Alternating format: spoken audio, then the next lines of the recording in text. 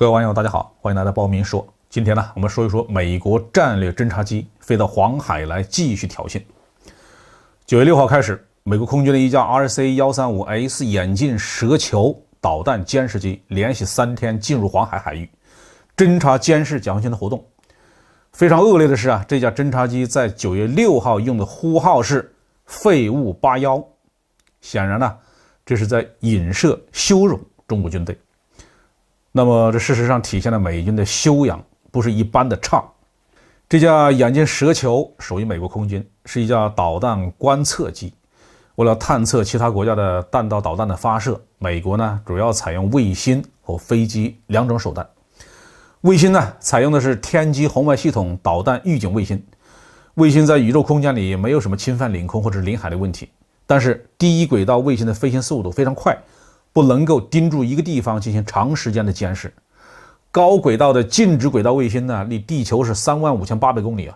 没有办法做非常精确的观测，所以呢，用航空平台进行战场战术侦察，这还是不可替代的。像眼镜蛇球这样的导弹观测机，可以在距离导弹发射位置只有几百公里甚至是更近的位置进行详细的观测，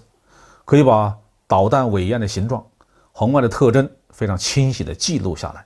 这个是卫星所不能做到的。美国空军的第55联队部署在内部拉斯加州的奥福特基地，下设的第45中队装备了3架眼镜蛇球。在2019年呢，为了监视中国的导弹活动，美军冒着风险把其中的一架从奥福特基地前进部署到了加手纳空军基地。眼镜蛇球的侦察监视对象不仅仅是解放军的导弹部队了，还包括对朝鲜的导弹试验进行监视。朝鲜呢，对空预警和监视能力比较差，这个眼镜蛇球只要采取一定的伪装或者是干扰措施，就能够渗透到距离朝鲜领空很近的地方。这也是为什么朝鲜每一次导弹发射之后，美国方面就能够比较有把握地测算出它的主要性能。对中国来说，包括眼镜蛇球在内，美军的各种侦察监视飞机都没有什么神秘感。所以美国空军采用非常恶劣的办法，明明派过来的是军用侦察机，他就盗用民航飞机的呼号，伪装成民用飞机。2020年的8月，美国的一架E-8战场监视飞机就采用民航的呼号接近广东沿海，结果被识破。这也让美军明白中国大陆的空勤监视能力不是他们可以随便忽悠的。而且这个眼镜蛇球这样的飞机体型庞大，雷达特征非常明显，机动能力也比较差。如果被侦察的一方漏从心头起，哪怕是派出一架老式战斗机，用机关炮也可以把它送进海里去喂鱼。根据空中交通管制的数据，这架 RC-135S 最近的时候距离中国领海线只有 48.5 公里，没有进入我们中国的领空区所以算不上侵犯了中国的主权。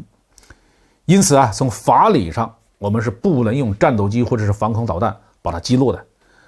然而这么一个大家伙带着侦察设备在中国的沿海绕来绕去的，确实很烦人呢。如果我们一定要采取对抗的措施，有什么办法呢？一般是采取跟踪、监视、警告和外逼。外逼的动作是在我方一侧向目标机反复的压坡头，白天向目标做连续的攻击动作，或者采用大角度进入拦截的办法进行冲击。晚上的话，向目标做连续的攻击动作。这些动作的意思都是告诉对方向外飞行你别再靠近我了。但是这样的战法是有很大的风险的，特别是在己方的战斗机空中机动性能并不是特别好的情况下，很危险。另外一种办法就是发起干扰。侦察机的主要装备是各种敏感的信号采集器，灵敏的程度要比一般的战斗机、轰炸机或者是强击机上的传感器都要高，因此用光学、电子之类的方法进行干扰比较见效。眼镜蛇球它的主要装备是高灵敏度的红外相机，所针对的频段是火箭发动机的高温尾焰。那么我们可以相应的研制一些红外干扰弹，由战斗机携带，接近这个眼镜蛇球侦察机的时候在侦察相机的窗口的附近投掷并且点燃，那就让它什么都看不见。当然了，这种战术要在局面激化到一定程度的时候才可以使用。美军的这个眼镜蛇球一共只有3架，虽然美军没有公布它的造价，但肯定是价值不菲。机组成员被迫离开安全舒适的本土基地，跑到我东海和黄海这些前沿的冒险呢，机组成员心中也未必没有怨气，他们采用这种下作的呼号，只怕是有点破罐子破摔的心态了。好，这句话就说到这里。